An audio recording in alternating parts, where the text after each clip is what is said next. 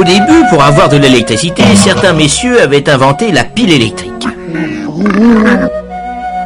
Dans une pile, sous l'effet de l'énergie chimique, on a d'un côté des électrons moins, de l'autre, il en manque. C'est le côté plus. Les électrons se recombinent avec les plus en passant dans le filament d'une lampe, par exemple.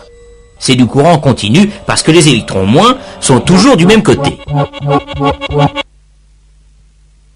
D'autres messieurs avaient mis au point une autre méthode. Avec des fils bien isolés, ils faisaient une bobine. Et devant, ils s'amusaient à faire tourner un aimant.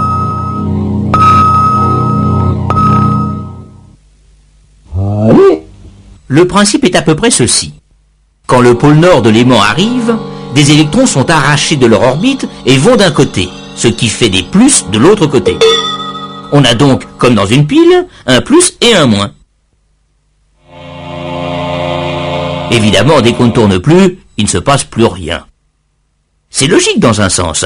On ne peut pas faire de l'énergie, même électrique, à partir de rien. Alors si on continue à tourner, c'est le pôle sud de l'aimant qui arrive devant la bobine. Et là, il se passe exactement le contraire de tout à l'heure. Le plus devient le moins et vice-versa. On a encore du courant, oui, mais dans l'autre sens. De sorte que le courant va alternativement dans un sens, puis dans l'autre. C'est ce qu'on appelle du courant alternatif.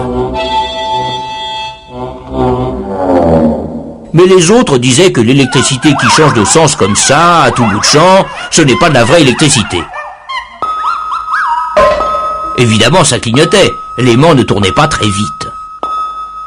Alors profitons-en pour savoir ce qui se passe grâce à notre caméra spéciale et pour faire un peu de théorie. Cette flèche représente le sens et l'intensité du courant. Ce courant est d'abord maximum dans un sens, puis il décroît, devient nul, croît dans l'autre sens, redécroît, rechange de sens, et on recommence.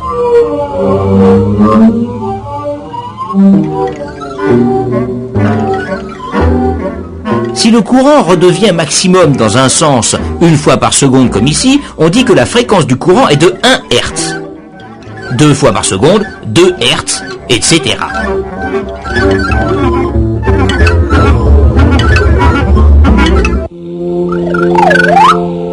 Il y a une autre façon, plus amusante, de voir les choses. Prenez la flèche qui représente l'intensité maximale.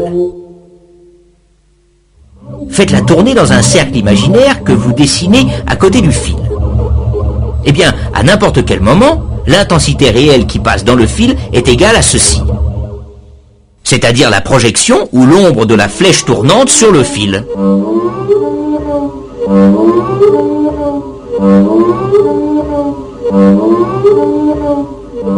On peut même lui faire tracer une courbe, c'est une sinusoïde.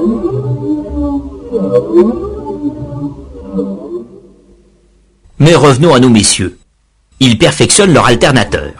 L'aimant se met à tourner plus vite, la fréquence du courant augmente, 4 Hz. Vers 10-12 Hz, ça ne clignote déjà presque plus. Et à 50 Hz, alors là, on ne s'aperçoit plus de rien. Or 50 Hz, c'est la fréquence du courant alternatif qui arrive aujourd'hui chez vous. L'éclairage, le chauffage marchent tout aussi bien.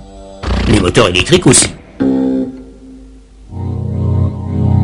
Et aujourd'hui, un seul alternateur de centrale peut alimenter en électricité à peu près 1 million de foyers.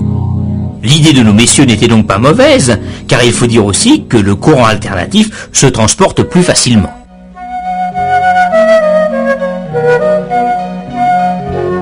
Mais pourquoi faut-il de très haute tension? Pourquoi voyage-t-il sur 3 fils et prend-il le nom de courant alternatif triphasé? On en reparlera une autre fois.